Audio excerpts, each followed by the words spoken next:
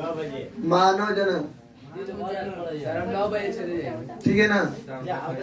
ये human reproduction जो chapter पढ़ रहे हैं, इसमें सबसे छोटी सी बात अगर देखा जाए तो मानव के अंदर जो होने वाला जन्म है, यानी ना ह्यूमन,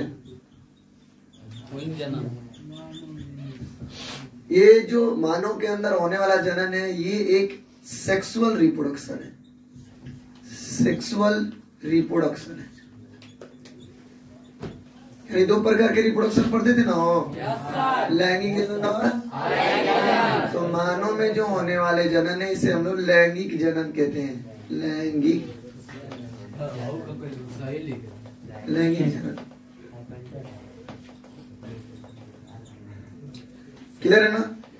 अब याद रखिए, और मानव जो है वो डायरेक्ट बच्चे को जन्म देता है। और सारे जानवरों में देखिएगा, मतलब कि जो जानवर, दो प्रकार के जानवर होते हैं। एक जो होते हैं ना जंतु प्रजक, और एक अंड प्रजक होते हैं। अंड प्रजक जो अंडे के द्वारा बच्चे का जन्म देते हैं, उसे अंड प्रजक कहते हैं। भैंस एकदम चैन से नहीं है, पगुरी कर देगी तो चलो हमारा अंड प्रजक समझिए। अंड प्रजक जो अंडा के द्वारा बच्चे का जन्म देते हैं, उसे अंड प्रजक कहते हैं। और डायरेक्ट जो बच्चा जन्म दे देगा वो क्या कहेंगे? जंतु प्रजक, है ना। तो मानव देखिए, मानव जो है, ह्यूमन जो है, यह एक सजीव प्रजक लिखा जाता है। सजीव, हाँ बोलिए।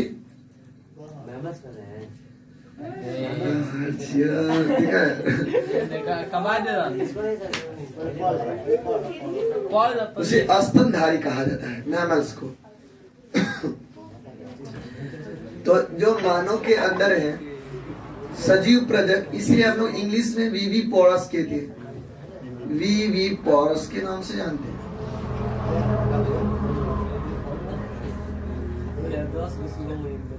स्पेलिंग देख लीजिए, वीवी पोरस।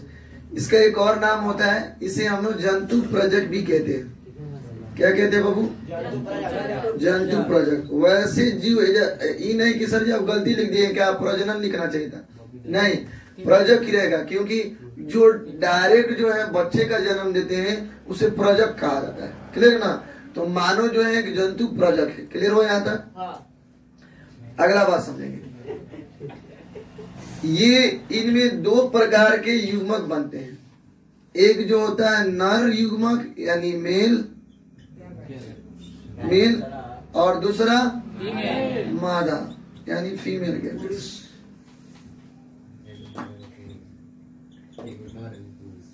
है ना। एक नर बनता है और एक जो क्या बनता है? मादा। इसे हम लोग कहते हैं युग्मक। इसे क्या कहते हैं?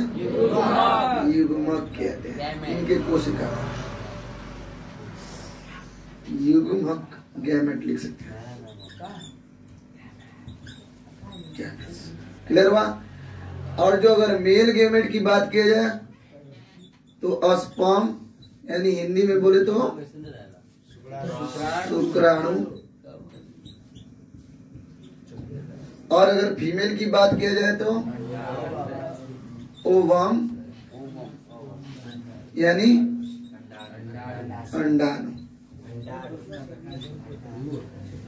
क्लियर ना? अंडाणु दो चीजें होती है। इसे हम लोग कहते हैं युग्मक, है ना। अब ये आगे के प्रोसेस में बढ़ेगा और यहाँ पर होगा निषेचन। यहाँ पर क्या होगा? निषेचन। नहीं, यहाँ पर होगा फर्टिलाइजेशन। निषेचन जिसे हम लोग कहेंगे फर्टिलाइजेशन।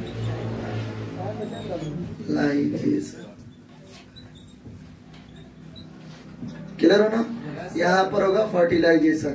फर्टिलाइजेशन को ही हम लोग कहते हैं युग्मनज। क्या कहते हैं? युग्मनज कहेंगे, युग्मनज। क्लियर ना? इसे इंग्लिश में कहते हैं गैमेटोसिस।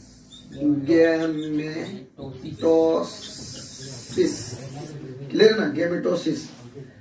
और यही आगे आके जाइगोट बनाएगा। इसे हम लोग क्या कहते हैं? भ्रूण। यही आके आगे भ्रूण बना लेगा, है ना, जाइगोट का रूप बनाएगा। क्लियर हुआ? तो देखिए दो मेल है और फीमेल है। मेल से जो होगा एवरी इनिशिएशन होगा, यानी स्पर्म रिलीज होगा और कहाँ चला जाएगा? फीमेल के ओवरी में। फीमेल के ओवरी में एंट्री करेगा और वहां पर जाने के बाद दोनों एक दूसरे से मिलेंगे। जो मिलेगा उसे हम लोग कहेंगे युग्मनज। और उसके बाद किस चीज का निर्माण होगा? भ्रूण का। क्लियर हुआ यहाँ तक? तो हमें पहला पढ़ना होगा ये, दूसरा पढ़ना है ये, यानी ये वाला चीज यहाँ इसको हम लिख देते हैं दूसरा। दूसरा पढ़ना है ये और तीसरे नंबर पे पढ़ना है ये। क्लियर हुआ कि नहीं बात? सबसे इंपॉर्टेंट बात,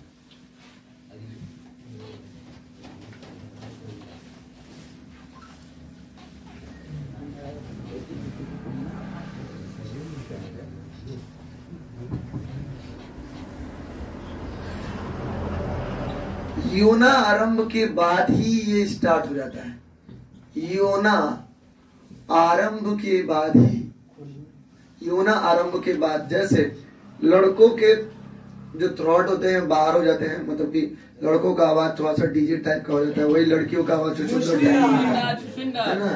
और जो है अन्य जैसे चेहरे वगैरह पे बाल आना या गुप्तांग वगैरह पे बाल आ जाना, वही लड़कों के चेस्ट वगैरह जो फैलने लगते हैं, और फीमेल के अंदर में कमर वाला हिस्सा फैलने लगता है, यानी श्रोणी क्षेत्र वाला पेल्विकल क्षेत्र जो होता है ये फैलने लगता है। ये सारी चीजें छोटे मोटे परिवर्तन आपको देखने के लिए मिलते जाएंगे। क्लियर ना? तो पुबर्टी एज के बाद ही स्पर्म का रिलाइज लगातार होते रहता है, यानी शुक्राणु लगातार रिलीज होते रहता है।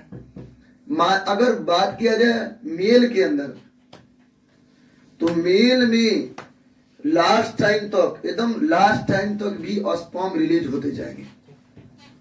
स्पर्म मेल की अगर बात करते हैं तो लास्ट टाइम तक ये मेल में स्पर्म रिलीज होते जाएंगे, यानी बुढ़ापे के समय पे, ओल्ड एज हो जाने के बाद भी स्पर्म रिलीज होते हैं।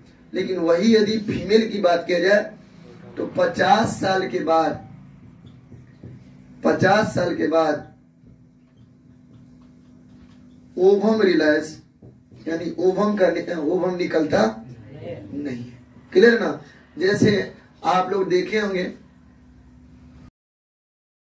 जनन तंत्र, जिसे मेल रिप्रोडक्टिव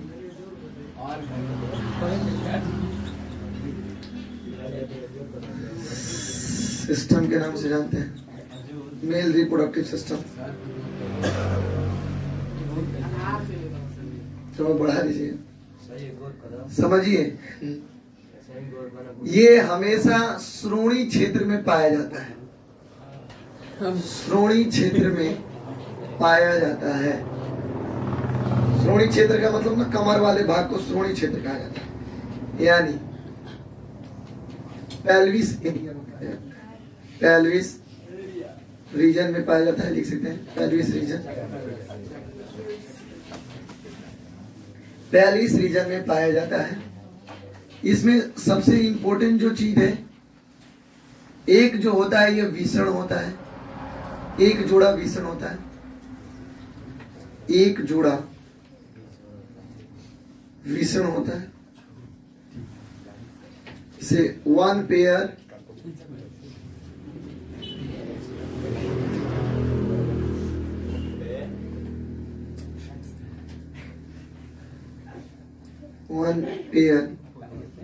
टेस्टिस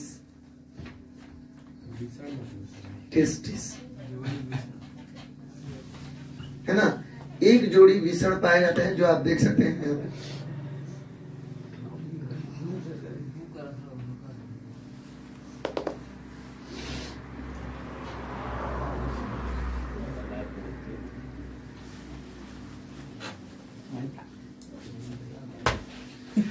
इसी को ही हम लोग टेस्टिस कहते हैं ना। एक जोड़ी टेस्टिस पर, एक जोड़ी का मतलब होता है ना दूगो। जैसे एक जोड़ा चप्पल आप कहते हैं तो दूगो चप्पल लेते हैं, तो एक यहाँ पर एक जोड़ी छोड़ दीजिए, एक जोड़ी क्या पाया जाता है बबुआ? विषण। क्लियर? एकदम एक एक चीज याद करते चलेंगे, यहीं पे क्लास में याद हो जाएगा आपको। एक जोड़ी विषण पाया जाता है। उसके बाद दूसरे नंबर पे इसमें सहायक नलिकाएं होती है। सहायक नलिकाएं होती है।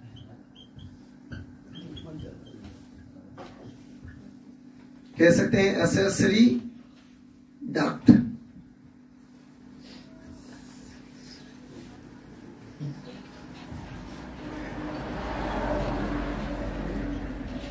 एक्सेसरी डक्ट्स नलिकाएं। नलिकाओं का मतलब ना कुछ यहाँ से जब स्पर्म जाएगा तो स्पर्म को जाने के लिए जिस नस के द्वारा जाएगा या जिस रास्ते के द्वारा जाएगा उसी नली को हम लोग सहायक नलिकाएं कहा जाएगा।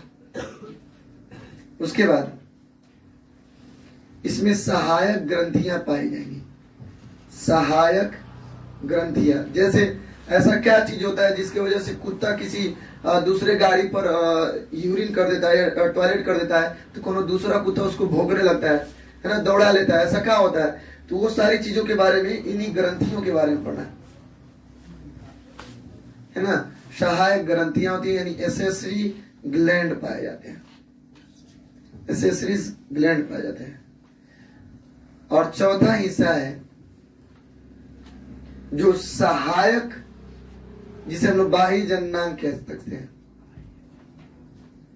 बाह्य जननांग के बारे में आपको पढ़ना है।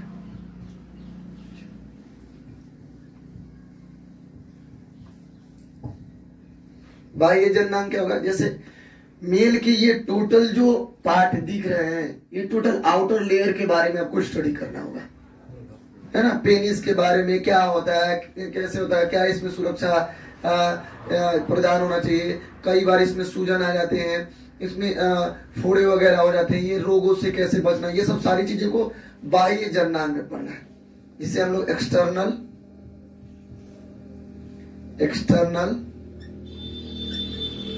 जेनेटाइला कहेंगे। जेनेटाइल, एक्सटर्नल जेनेटाइल के नाम से जाना जाएगा। किधर को यहां तक?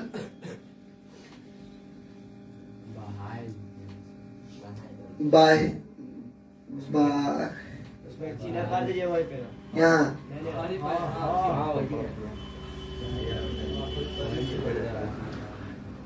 बाह्य, सही है ना? सही तो है। बाह्य जो है जननांग इसमें पाए जाते हैं। क्लियर हुआ इसमें? यहाँ तक किसी को अगर कोई दिक्कत होगा तो बताएं। एक ये थैली में बंद होता है। थैली में स्थित होता है ना। थैली को हम लोग सिंपली बैग कह सकते हैं। एक बैग में बंद होता है, यानी किसके बारे में कहा जा रहा है? तो विषण के बारे में कहा जा रहा है कि एक थैली है जिसमें विषण जो है रहता है। विषण का मतलब टेस्टिज रहता है, उसे कहते हैं विषण कोश। क्या कहते हैं? विषण कोश। विषण कोश, इसको इंग्लिश में कहते हैं स्क्रोटम।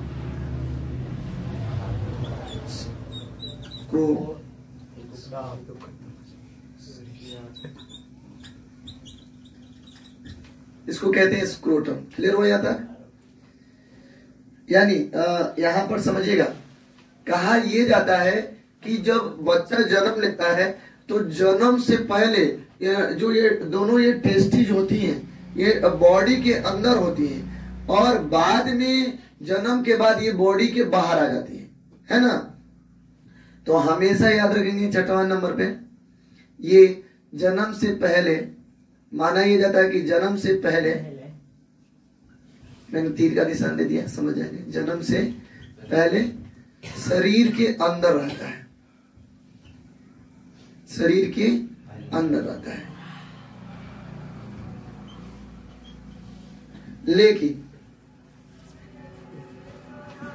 लेकिन जन्म के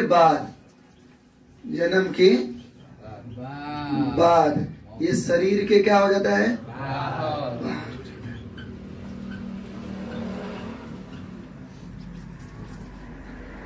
क्लियर हुआ कि नहीं हुआ?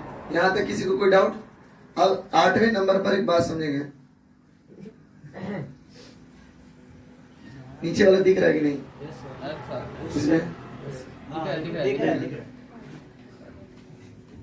सबका हिसाब यहाँ पे ये शरीर के बाहर होता है। अब इसका रीजन समझिएगा सिंपली। रीजन क्या है कि इसको शरीर के बाहर ही रहता है। शरीर के बाहर होने का कारण है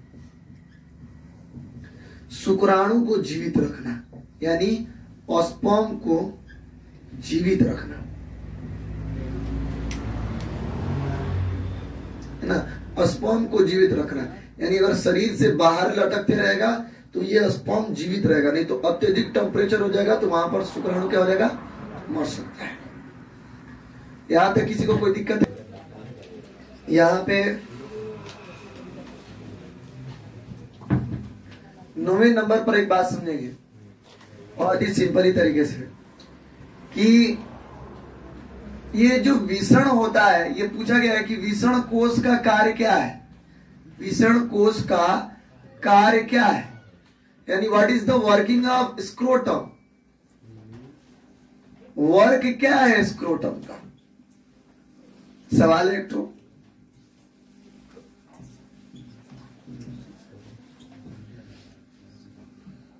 तो ये क्या करता है, स्क्रोटम क्या करता है, ये हमारे बॉडी का, इसका फंक्शन क्या है ये पूछा जाएगा।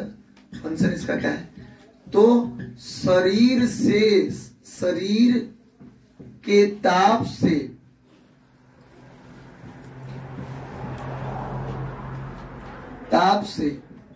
शरीर के ताप से 2 से 2.5 सेंटीग्रेड, 2 से 2.5 सेंटीग्रेड डिग्री सेल्सियस जो है, ये सेंटीग्रेड जो है ये टेम्परेचर क्या कर देता है, कम कर देता है। यानी जितना बॉडी का टेम्परेचर है ना उससे ये कम कर देता है। कौन, विषण कोष। तो याद रखेंगे कि जो विषण होता है, नोट पॉइंट में ये भी याद रखेंगे कि जो विषण होता है ये कम टेम्परेचर में, अधिक टेम्परेचर में जीवित नहीं रह सकता है। यानी ज्यादा ताप हो जाएगा, अधिक ताप पे ये मर जाएगा। कौन, स्पर्म, विषाणु कह रहे हो भूखेगा जी। शरीर में, मानव के शरीर में विषाणु डलवा के क्या करिएगा, मुआ देगा सही जी, डॉक्टर बनेगा कि बोका बनेगा।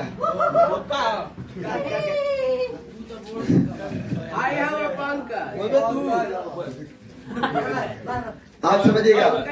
तो विषण कोष का कार्य क्या था, ये शरीर के ताप से 2.2 से लेके 2.5 डिग्री सेंटीग्रेड तक ये क्या कर देता है, कम कर देता है। यहाँ तक किसी को कोई दिक्कत है?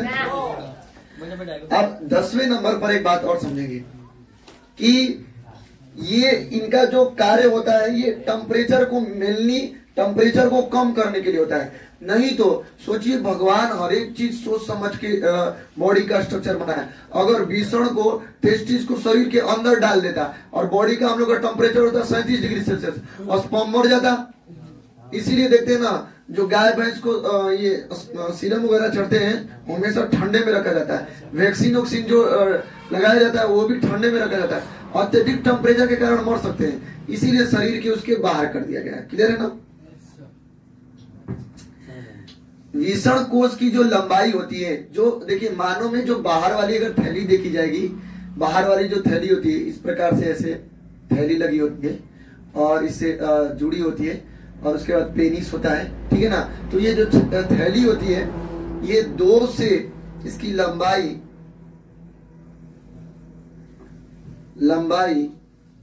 यानी यहाँ पर मैं शॉर्ट फॉर्म में स्क्रोटम लिख दिया हूं, सही है ना। आप नीचे लिख लेंगे विषण कोष।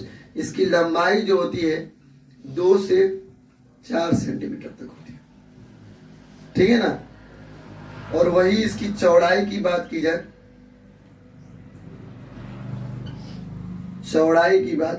जाए, तो 2 से 3 सेंटीमीटर की होती है। हालांकि ये एवरेज बताया गया है। ये कई बार रोग, एक बीमारी है हाइड्रोसील बीमारी होती है ना। हाइड्रोसील बीमारी कौन चीज होता है, विषण कोष में पानी भर जाता है और उसी पानी के कारण जब पानी बढ़, देखिए कई बार गेम खेलने के कारण चोट लग जाते हैं इंटरनल पार्ट पे, तो चोट लगने के कारण वहां सूजन आ जाता है, फिर पानी उन्हीं भर जाता है, तो वो नुकसानदायक है।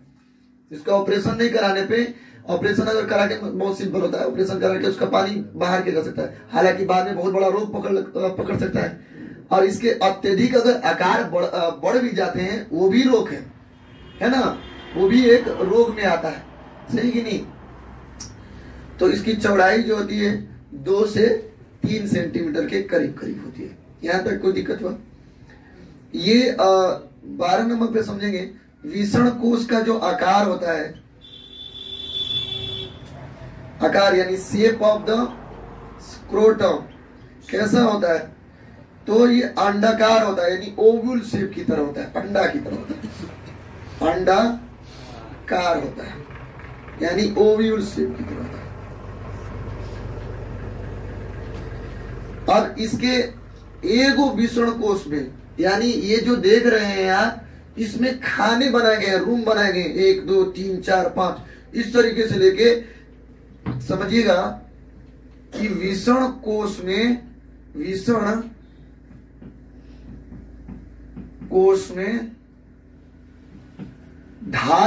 कक्ष होते हैं।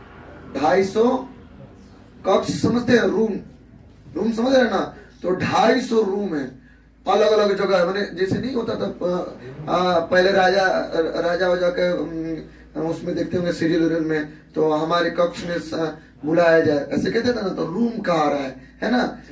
तो विषण कोश के अंदर यानी स्क्रोटम के अंदर कितने कक्ष होते हैं? 250 कक्ष होते हैं। ये था नर जनन तंत्र से संबंधित बातें। मैंने अभी जो बताया है ये टोटल जो टॉपिक है, ये नर जनन तंत्र अथवा मेल रिप्रोडक्टिव सिस्टम ना, रिप्रोडक्टिव है, मेल रिप्रोडक्टिव सिस्टम के बारे में मैंने इतनी जानकारी दी है, पूरा संशोधित चीज है, नोट कर सकते हैं आप लोग।